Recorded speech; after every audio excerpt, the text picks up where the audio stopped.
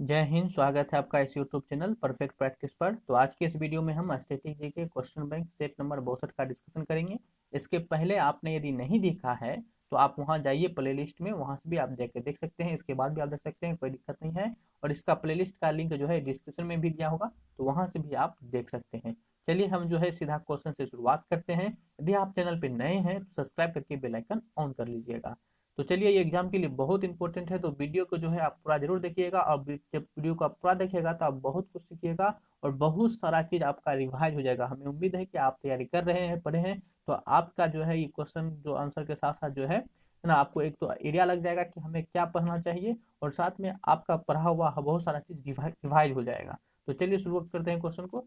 निम्नलिखित में से कौन सा भारतीय संविधान के प्रारूपण के लिए जिम्मेदार संविधान सभा का हिस्सा नहीं था? तो संविधान सभा के कौन हिस्सा नहीं थे? महात्मा गांधी ये संविधान सभा के हिस्सा नहीं थे। महात्मा गांधी के ऊपर बहुत सारे बार बना चुके हैं। और स्पेशल जो एनटीपीसी सीबीटी 1 हुआ था एग्जाम 2021 में, इसमें जो आपका महात्मा गांधी से जो है पूछा गया था, 6 पेज अभी तक हुआ है इसमें।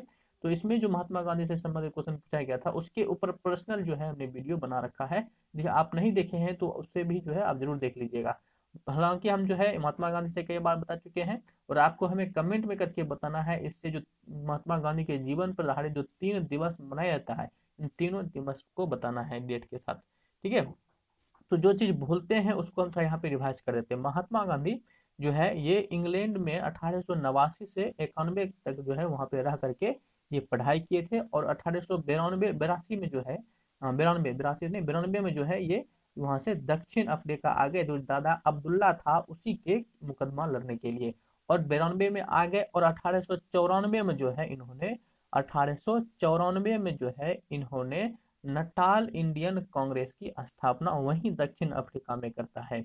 और जो भारत छोड़ो आंदोलन हुआ था उसमें जो है 1942-44 में जो है इनको क्या किया गया था, आगा खां जो है पहले इसमें इसको बंदी बना के, मतलब बंदी ने इसको पकड़ के रखा गया था एक तरह से वहां पे। ठीक है, तो इस तरह से आप ध्यान रखेंगे। आप साथ ही साथ जो सरदार वल्लभ भाई पटेल है इसके बारे में जान लीजिए कि इसको क्या कहा जाता है, इसको लौह पुरुष कहा जाता है। और सरदार वल्लभ भाई पटेल को सरदार की जो उपाधि है, ये जो बरदोली की महिला थी उसके द्वारा दिया गया था, या कह सकते हैं उसके कहने पर महात्मा गांधी ने ये नाम रखे थे। ठीक है, अब जो है उस साथ ही जो आपका जो बी आर अम्बेडकर है, इसको जो है आप संविधान सभा का जनक कहा जाता है, संविधान का जनक कहा जाता है। और जवाहरलाल पंडित जवाहरलाल नेहरू जो है इसको चाचा नेहरू के नाम से भी जाना जाता है। क्या नाम जाता है? चाचा नेहरू के नाम से। और साथ ही ये हमारे क्या रह चुके हैं, पहले भारत के पहले प्रधानमंत्री रह चुके हैं। चलिए नेक्स्ट बढ़ते हैं क्वेश्चन। हमारे पास क्या है कि सोमनाथ मंदिर किस राज्य के तट पर स्थित है? तो सोमनाथ मंदिर जो है ये गुजरात राज्य के तट पर स्थित है। सोमनाथ मंदिर को किसने लूटा था? तो महमूद गजनवी ने लूटा था। कब लूटा था? ये 1025 ईस्वी में लूटा था। और कौन सा आक्रमण में? तो उसका वो 16वां आक्रमण था, उसमें लूटा था। गुजरात की राजधानी कहाँ है? तो ये इसका गांधीनगर है। गुजरात का सबसे बड़ा शहर कौन सा है? तो ये आपका अहमदाबाद है। गुजरात के किस जगह पे जो है महात्मा गांधी का जन्म हुआ था? तो पोरबंदर में हुआ था। कब हुआ था? ये तो आपके लिए होमवर्क है। और साथ ही जो है यहाँ पे गुजरात में महात्मा के गांधी के द्वारा पहला आंदोलन कौन सा था? वो आपका खेरा सत्याग्रह था। कब हुआ था? 1918 में यहाँ पे खेरा सत्याग्रह हुआ था। ठीक है, तो यहाँ पे बढ़ते हैं नेक्स्ट कि नॉकडाउन और नॉकआउट किस खेल से जुड़े हुए शब्द हैं? तो नॉकडाउन और ये किससे है? ये बॉक्सिंग से है। किससे है? बॉक्सिंग से है। तो बॉक्सिंग इसका आंसर हो जाएगा, बॉक्सिंग। बॉक्सिंग बॉक्सिंग कहाँ खेला जाता है? तो रिंग में खेला जाता है। बैडमिंटन कहाँ खेला जाता है? तो ये कोर्ट में खेला जाता है। हॉकी और क्रिकेट दोनों जो है फील्ड या पिच, आप इसको फील्ड भी कह सकते हो, पिच भी कह सकते हो, इस पे खेला जाता है। दोनों में ही क्या होता है? 11 खिलाड़ियों की संख्या 11 होता है। चलिए नेक्स्ट बढ़ते हैं। नेक्स्ट हमारे पास क्वेश्चन क्या है कि शिवाजी पर पेशवाओं की विजय के बाद मराठा साम्राज्य की राजधानी देश बन गई थी। तो शिवाजी पर जो पेशवाओं के जब विजय हुआ था तो उसके बाद मराठा के साम्राज्य की जो राजधानी था वो पूना बन गया था। कौन बन गया था? पूना। पूना कहाँ पड़ता है? तो ये आपका महाराष्ट्र में पड़ता है। और पूना से आपको पूना समझौता याद आ रहा होगा, जो कि 24 सितंबर 1932 को जो है ये आपका 1932 को जो है किसके बीच हुआ था? अंबेडकर और गांधी जी के बीच हुआ था। ठीक है ना, ये ध्यान रखना है आपको। और महाराष्ट्र की बात करें तो महाराष्ट्र बोलते ही आपके दिमाग में आना चाहिए क्या? लोनार झील, जो कि वहां पे कहाँ है? महाराष्ट्र में है, जो कि उल्कापिंडों से कहा जाता है बना है। महाराष्ट्र में ही आपका गुफा है अजंता गुफा है जिसको कि गुप्त शासकों ने बनाया था। यहीं पे जो है एलोरा की गुफा है जिसको कि बौद्ध शासक ने बनाया था। और साथ ही साथ जो है यहाँ पे औरंगाबाद बहुत फेमस जगह है, जो कि यहीं पे क्या है आपका औरंगजेब के मकबरा है। और जो बीबी का मकबरा है यहीं पे है। बीबी के मकबरा को जो है महाराष्ट्र का ताजमहल कहा जाता है, ये भी ध्यान रखिएगा। तो बढ़ते हैं हम नेक्स्ट क्वेश्चन की तरफ। क्वेश्चन हमारे पास क्या है कि कौन सी प्रक्रिया जड़ों से पत्तियों तक पानी और खनिजों के अवशोषण और ऊपरी मुखी गति में मदद करता है। तो जब वाष्पोत्सर्जन होता है, वाष्पोत्सर्जन प्रक्रिया द्वारा क्या होता है कि मिट्टी से जो मिट्टी में जो आपका रहता है पानी खनिज, जब वो ये वाष्पोत्सर्जन में क्या होता है ऊपर की तरफ निकलने लगता है, ये क्या करता है नीचे वाला चीज ऊपर आने लगता है इसके प्रेशर के कारण, किसके, वाष्पोत्सर्जन। ये वाष्पोत्सर्जन यहाँ पे हो जाएगा हमारा इसका आंसर। नेक्स्ट बढ़ते हैं कि जलियांवाला बाग नरसंहार के लिए कौन सा ब्रिटिश अधिकारी जिम्मेदार था। तो इसमें कौन था, जनरल डायर जो था वो जलियांवाला हत्याकांड के लिए जिम्मेदार था। और ये जलियांवाला बाग हत्याकांड कब हुआ था, तो ये 13 अप्रैल 1919 को हुआ था। कब, 13 अप्रैल 1919 को जो है ये हुआ था। साथ ही साथ क्या, साथ ही साथ आप ये ध्यान रखिए ये कहाँ हुआ था, तो ये अमृत जलियांवाला बाग कहाँ पड़ता है, अमृतसर में। और ये अमृतसर कहाँ पड़ता है, तो ये आपके पंजाब में पड़ता है। पंजाब की भाषा पंजाबी है, आपको ये बात पता होना चाहिए। और पंजाब का मतलब क्या होता है, 5 नदियों का क्षेत्र होता है। और ये जलियांवाला जो बाग हत्याकांड हुआ था, इसमें क्या हुआ था कि जो सैफुद्दीन किचलू थे और जो सत्यपाल सिंह थे, इनके जो गिरफ्तारी हुआ था इसके बारे में, और रोलेट एक्ट के बारे में क्या हो रहा था, सभा चल रहे थे। लेकिन भारतीय गद्दार जो हंस राज था, उन्होंने जो है ये डायर को जाके ना उल्टा सीधा सब बोल दी, जिसके कारण जो है यहाँ पे इस तरह का कांड हुआ था। ठीक है, इस हत्याकांड के जो कारण क्या हुआ था कि कई सारे त्याग पत्र दिए थे, जिसमें से कि प्रमुख क्या है आपके गांधी जी के द्वारा कौन सा त्याग पत्र दिया गया था, तो केसर हिंद की जो है उपाधि इन्होंने त्याग दिए थे। रविंद्रनाथ टैगोर के द्वारा कौन सा उपाधि त्यागा गया था, तो नाइटहुड की उपाधि जो है इसके द्वारा त्यागा गया था। तो ये आप ध्यान रखिएगा, काफी इंपॉर्टेंट बातें हो जाते हैं। बढ़ते हैं नेक्स्ट क्वेश्चन की तरफ। मानव पेशी कोशिकाओं में ऑक्सीजन के अभाव में ग्लूकोज के विखंडन से किस रासायनिक यौगिक का निर्माण होता है। ध्यान रखिए, ऑक्सीजन के अभाव में यहाँ और कहाँ पे, मानव पेशी में। तो जब ऑक्सीजन का अभाव होता है तो मानव की जो पेशी होता है उसमें लैक्टिक अम्ल बनता है। क्या बनता है, लैक्टिक अम्ल बनता है। यहाँ पे यही 2 पॉइंट था जो कि आपको समझना था। ठीक है, तो लैक्टिक अम्ल बनता है, और लैक्टिक अम्ल के बनने से क्या होता है कि आपको जो है थकावट और दर्द का अनुभव होता है। जब ऐसा दर्द हो जाए थकावट के कारण जो है मांसपेशी में इस तरह का, तो थोड़ा आराम कीजिए। और आराम करने पर भी नहीं हो रहा है तो थोड़ा ज्यादा आपको दर्द हो रहा है तो थोड़ा सा हल्का मालिश कर लीजिए, हल्का हल्का मालिश कर लीजिएगा, एकदम ठीक हो जाएगा। क्योंकि मांसपेशी में क्या होता है कि रक्त जमने लगता है, और जब आप मालिश कर देंगे तो धीरे धीरे धीरे हल्का हल्का मालिश कर देंगे तो फिर वो रक्त के प्रवाह आसान हो जाएगा। और जब आपके मांसपेशियों में रक्त की प्रवाह आसान हो जाएगा तो लैक्टिक अम्ल खत्म हो जाएगा। ठीक है, तो चलिए बढ़ते हैं नेक्स्ट क्वेश्चन की तरफ। और यहाँ पे फॉर्मूला यदि आप जानना चाहें तो बता सकते हैं। मेथेनॉल, मेथेनॉल का फॉर्मूला क्या हो जाएगा, CH3OH इसका फॉर्मूला हो जाएगा। और मेथेनॉल जो होता है ये काफी जहरीला होता है। एथेनॉल का प्रयोग जो है वो शराब वगैरह में करते हैं। तो एथेनॉल का फॉर्मूला क्या होता है, C2H5OH इसका फॉर्मूला हो जाएगा। और कार्बन डाइऑक्साइड का फॉर्मूला तो जानते ही हैं, CO2 होता है। और कार्बन डाइऑक्साइड के कारण ही क्या होता है, ग्लोबल वार्मिंग जैसे समस्या होता है। ठीक है, इसका होता है ग्लोबल वार्मिंग जैसे इसी के कारण समस्या होता है। नेक्स्ट बढ़ते हैं कि कांग्रेस के किस अधिवेशन में असहयोग आंदोलन को अपनाया गया था। तो कांग्रेस के जो नागपुर अधिवेशन 1920 में हुआ था उसी में जो है असहयोग आंदोलन को अपनाया गया था। और असहयोग आंदोलन का शुरुआत किसने किया था, महात्मा गांधी के द्वारा किया गया था। और महात्मा गांधी ने इसकी शुरुआत कब किया था, महात्मा गांधी ने असहयोग आंदोलन की शुरुआत कब किया था, ये आपका 1 अगस्त 1920 को उसकी शुरुआत किया गया था। और ये चला कब तक था, तो ये आपका 12 फरवरी 1922 तक चला था। 12 फरवरी 1922 तक जो है ये असहयोग आंदोलन चला था।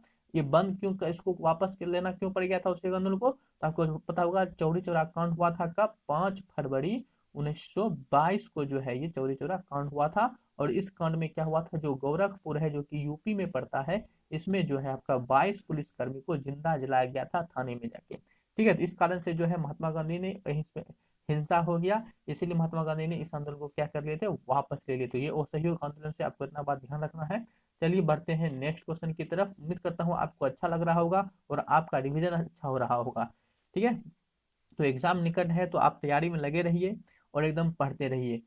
निम्नलिखित में से कौन सी पुस्तक ज्योतिबा फुले द्वारा लिखी गई थी। तो ज्योतिबा फुले के द्वारा कौन लिखा गया था, तो ये आपका गुलामगिरी लिखा गया था। क्या गुलामगिरी जो है ये ज्योतिबा फुले के द्वारा लिखा गया था। बाकी ज्योतिबा फुले जो है यही ज्योतिबा फुले है जो कि सत्य शोधक समाज की स्थापना जो है ज्योतिबा फुले के द्वारा क्या करके इसका सत्य शोधक समाज, ध्यान रखेंगे। बाकी सारा ऑप्शन यदि आप देखिए ये भी काफी इंपॉर्टेंट हो जाता है। जैसे कि विंग्स ऑफ फायर ये किसके द्वारा लिखा गया था। ये आपका विंग्स ऑफ फायर जो है ये आपका एपीजे अब्दुल कलाम के द्वारा लिखा गया था, यानी कि अग्नि की उड़ान किसके द्वारा, एपीजे अब्दुल कलाम के द्वारा लिखा गया था।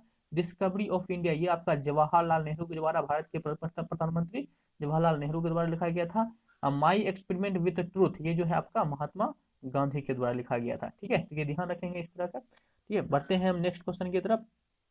क्वेश्चन हमारे पास क्या हो जाता है कि किस किस भारत के किस क्षेत्र में शुष्क मृदा पाई जाती है। तो भारत के राजस्थान में जो है ये शुष्क मृदा पाई जाती है। अब राजस्थान के बाद राजस्थान की राजधानी कहाँ है, जयपुर है। जयपुर को जो है क्या कहते हैं, जयपुर को जो है गुलाबी शहर भी कहा जाता है और भारत का पेरिस भी कहा जाता है।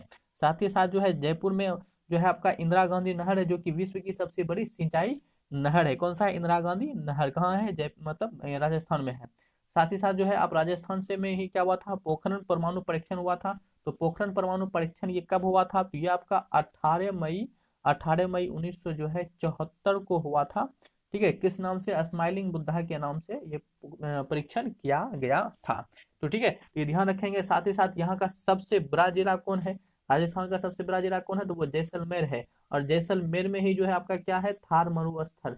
थार मरुस्थल जो है राजस्थान में पड़ता है, लेकिन इसका सबसे बड़ा हिस्सा जो है वो आपका जैसलमेर में है। चलिए बढ़ते हैं नेक्स्ट क्वेश्चन की तरफ। क्वेश्चन हमारे पास क्या है, क्वेश्चन नंबर 11 जो है क्या करा है, हुंडरू हुंडरू जलप्रपात किस नदी पर स्थित है। तो हुंडरू जलप्रपात जो है जो कि झारखंड से संबंध रखता है, ये किस नदी पर है, ये स्वर्ण रेखा नदी पर है। किस पे है, स्वर्ण रेखा नदी पे है। और ये जो है आपका स्वर्ण रेखा नदी जो है ये क्या करता है, आपका बंगाल की खाड़ी में जाके गिरता है। कावेरी नदी पर जो है आपका शिव समुद्रम जो है, शिव समुद्रम जलप्रपात है, ये आप ध्यान रखेंगे, काफी इंपॉर्टेंट है।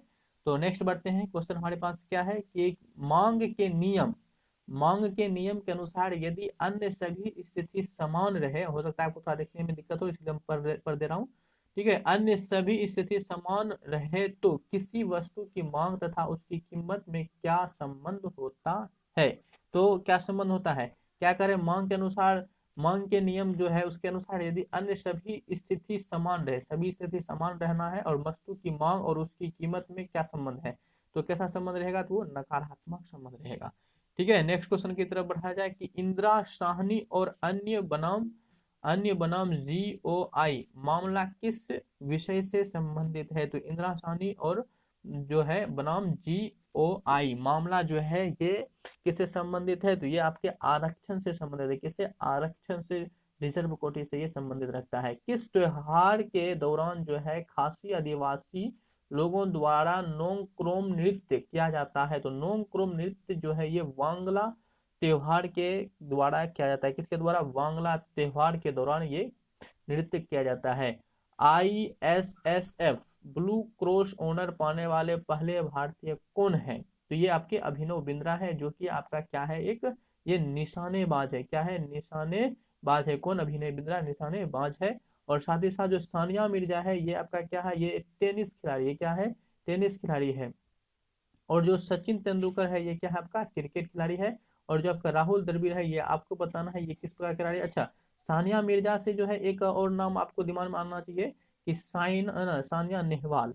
ठीक है, तो सानिया नेहवाल जो है आपका, सानिया नेहवाल आता है, तो ये आपके के साथ है, ये आपके बैडमिंटन खिलाड़ी थे। क्या थे, बैडमिंटन खिलाड़ी है। जबकि सानिया मिर्जा कौन सी है, ये टेनिस खिलाड़ी। क्या है, टेनिस खिलाड़ी, ये बैडमिंटन और ये टेनिस। ठीक है, तो चलिए बढ़ते हैं नेक्स्ट क्वेश्चन की तरफ कि देश की स्वीकृति प्राप्त होने के बाद संसद द्वारा पारित कोई अधिनियम कानून बन जाता है। तो किसके स्वीकृति के बाद, तो राष्ट्रपति की स्वीकृति के बाद कोई भी जो है आप संसद द्वारा जो पारित किया जाता है अधिनियम वो कानून बन जाता है। किसके द्वारा, राष्ट्रपति के द्वारा। देखिए संसद के जो होते हैं तीन, है ना, तीन अंग होते हैं, एक लोकसभा होता है, एक राज्यसभा होता है और खुद एक तीसरा राष्ट्रपति होते हैं। संसद में तीन चीज होता है। अब देखिए संसद के दो सदन, लोकसभा और राज्यसभा। लोकसभा को जो है आप क्या कहते हो, निम्न सदन कहते हो, और राज्यसभा को जो कहते हो आप उच्च सदन कहते हो। ठीक है, क्या कहते हो, उच्च सदन कहते हो। तो ये ध्यान आप रखना है। बहुत ही इंपॉर्टेंट है और अक्सर एग्जाम में पूछता है, और इसमें कोई दम दशा है भी नहीं। ठीक है, नेक्स्ट बढ़ते हैं कि मानव शरीर में पाचन तंत्र का सबसे लंबा हिस्सा कौन है। देखिए, पाचन तंत्र जो होता है वो दो चीज से मिलकर बना होता है, एक आहार नाल के द्वारा और एक आपका जो आहार ग्रंथि होता है उसके द्वारा बना होता है। ठीक है, यानी कि एक आहार नाल हो गया, एक पाचन ग्रंथि, ये तीन चीज से मिलकर जो है आपका दो चीज से मिलकर पाचन तंत्र बनता है। आहार नाल में जो सबसे लंबा होता है, ठीक है, सब में से जो सबसे लंबा होता है वो आपका क्या होता है, छोटी आंत होता है। क्या होता है, छोटी आंत। इतना आप ध्यान रखिए, छोटी आंत की लंबाई जो है आपका लगभग 6 मीटर होता है। क्या होता है, लगभग 6 मीटर होता है। ठीक है ना, तो इस तरह से आप ध्यान रखेंगे। और छोटी आंत के 3 भाग हैं, छोटी आंत के कितने भाग हैं, 3 भाग है। और इस 3 भाग को आप सीधा याद रखिए, DJI, ये तीन कौन से भाग है, DJI मतलब डेडुनम जेजुनम इलियम, ये आप ऐसे याद रख सकते हैं, DJI। छोटे आंत के कौन से कितने भाग, 3 भाग, DJI DJI DJI मतलब duodenum jejunum ilium, duodenum jejunum ilium, ये 3 इसके भाग हैं। ठीक है, और बड़ी आंत ये नाम का बड़ी है लेकिन बड़ी है नहीं, क्योंकि यदि इसकी लंबाई की बात किया जाए तो ये 1.5 मीटर लंबा है। बड़ी आंत जो है इसकी जो है मोटाई के कारण जो है इसको बड़ी आंत कहा जाता है, और कोई बात नहीं है। ठीक है, तो इस तरह से आप ध्यान रखेंगे। और जो अग्नाशय से जो है आपको, अग्नाशय वाहिनी, अग्नाशय, अग्नाशय से जो है आपको यानी पेंक्रियाज जिसको कहते हो, इस ये जो है आपका मिक्स ग्लैंड है, क्या है, मिश्रित ग्रंथि है। ठीक है, नेक्स्ट बढ़ा जाए। नेक्स्ट हमारे पास क्वेश्चन क्या है, हम बहुत जल्द लास्ट क्वेश्चन की तरफ पहुंचने वाले हैं। कम समय में जो है इतना हम एक्सप्लेन करते हैं ताकि आपका समय बच सके। भारत में स्टॉक मार्केट के विनिमय के लिए कौन सी केंद्रीय एजेंसी जिम्मेदार है। तो स्टॉक मार्केट के लिए, जो स्टॉक मार्केट के जो विनिमय के लिए है वो सेबी जिम्मेदार है। कौन है, सेबी जिम्मेदार है। सेबी कौन जिम्मेदार है, सेबी जिम्मेदार है। Securities and exchange board of India इसका फुल फॉर्म होता है, जिसकी स्थापना कब हुआ था, ये 1992 को जो है इसकी स्थापना हुआ था। कहाँ, मुंबई में। साथ ही साथ जो है हम आपको ये आपका जो सेट नंबर 58 था उसमें भी जो है ये क्वेश्चन आया था हुआ था। यदि आपने सेट 58 देखा है तो ये तो आपसे एकदम ऐसे ही बन गया होता। नबार्ड, नबार्ड की स्थापना जो है ये आपका कब हुआ था, तो ये 12 जुलाई जो है 1982 को हुआ था। आप कम से कम ये ईस्वी ध्यान रखिए, यदि ये डेट भूल जाते हैं तो कोई बात नहीं। 1982 देखिए, 1982 जो है, 1982 में जो है आपका क्या हुआ था, नबार्ड की स्थापना। और 10 साल बाद जो है 1992 में जो है इसका सेबी की स्थापना। क्लियर है, ये ध्यान रखना है। ठीक है, तो नेक्स्ट बढ़ते हैं क्वेश्चन की तरफ। क्या है कि हाइड्रोजन बम किस नाभिकीय अभिक्रिया पर आधारित है। तो हाइड्रोजन बम जो है ये आपके नाभिकीय संलयन पर आधारित है। किस पर, नाभिकीय संलयन पर। और हाइड्रोजन, अब नाभिकीय संलयन में क्या होता है कि दो हल्के हल्के तत्व जो है जुड़कर जो है एक भारी तत्व बनता है, जैसे कि 2 हाइड्रोजन जुड़कर जो है एक हीलियम बनाता है। और यही जो है नाभिकीय संलयन कहाँ होता है, जो सूर्य में भी जो ऊर्जा का स्रोत है वो नाभिकीय संलयन अभिक्रिया ही है, जिसपे कि हाइड्रोजन बम बनता है। आप ध्यान रखेंगे, सूर्य में भी हाइड्रोजन बम, सूर्य में क्यों सा मतलब हाइड्रोजन बम, सूर्य में क्या होता है, हाइड्रोजन जुड़ता है, इसलिए हाइड्रोजन बम में आपका नाभिकीय संलयन, सूर्य में भी नाभिकीय संलयन और हाइड्रोजन में भी, बम में भी नाभिकीय संलयन। क्योंकि सूर्य में क्या होता है कि हाइड्रोजन ये जो है जुड़ जुड़ के वो नाभिकीय संलयन करता है। अब यहाँ पे एक आता है कि नाभिकीय विखंडन किसमें होता है, तो ये आपका परमाणु बम में होता है। किसमें, परमाणु बम में होता है। ठीक है, तो ये ध्यान रखेंगे। और साथ में आप इससे आप क्या याद रख सकते हैं, जैसे भारी जल, भारी जल को देख के आपको दिमाग में क्या रहा है, D2O, क्या D2O, ये आपका भारी जल का सूत्र है। और ये D2O क्या, डी क्या है, ये आपका ड्यूटेरियम ऑक्साइड इसको बोलेंगे, जो कि आपका हाइड्रोजन का ही क्या है, अपरूप है। नेक्स्ट क्वेश्चन बढ़ते हैं। निम्नलिखित में से कौन सा राज्य लोक कला युग्म सही नहीं है। तो कौन सा सही नहीं है ये बताना है। ठीक है, मधुबनी चित्रकला बिहार से संबंधित बिल्कुल सही है। तंजावुर कला जो है राजस्थान से, ये भी सही है। पट्टी चित्र उड़ीसा से, ये भी सही है। जब 3 सही हो गया तो गलत तो कौन हो गया, ये तो ये स्किल भी आपके अंदर डेवलप होना चाहिए कि इस तरह से आप क्या कर सके, हटा हटा के छांट के निकाल सके। जैसे कि जब चाय बनाते हैं तो उसे छलनी से चाय पत्ती को हटा लेते हैं और लिक्विड चाय को आप पीते हैं। ठीक है, तो आशा करता हूं कि आपको ये वीडियो अच्छा लगा होगा। तो वीडियो को जो है लाइक किए बगैर जो है नहीं जाना है। और आपको ये वीडियो कैसा लगा आपकी और कैसा राय है हमें कमेंट करके बताएं। आपका कमेंट अच्छा लगता है, कमेंट रिस्पेक्टफुल कीजिए, क्योंकि आपके कमेंट से ही आपके स्वभाव और आपके स्वभाव से ही आपके माता पिता का स्वभाव का पता चलता है। ठीक है, तो ठीक है, मिलेंगे हम किसी नेक्स्ट वीडियो में, तब तक के लिए जय हिंद।